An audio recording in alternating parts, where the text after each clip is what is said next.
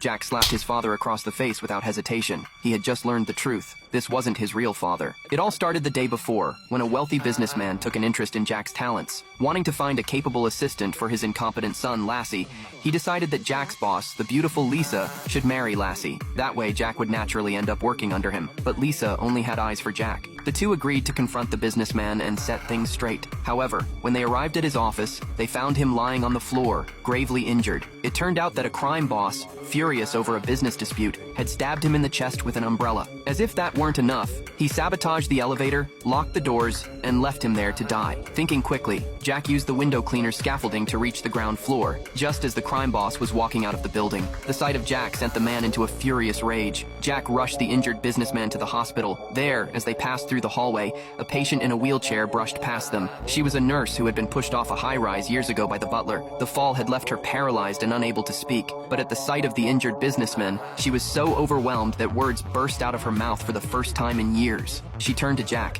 and asked if he was the businessman's son. Jack immediately denied it and pointed to the butler who was just arriving. Seeing this, the nurse's face twisted with emotion, and she finally revealed the truth. Jack's real father wasn't the butler. It was the man he had just rushed into surgery. At long last, the mystery of his past was solved. The nurse, as if relieved of her final burden, passed away peacefully on the spot. Jack stood frozen outside the operating room, struggling to process the revelation. This was his real father. This was the family he was meant to have, and all of it had been stolen from him because of the butler's greed. Yet, despite everything, the butler stood there, rambling on about how rich people were too dramatic, making a fuss over a little injury. Jack had heard enough. Without another word, he swung his hand and smacked him across the face.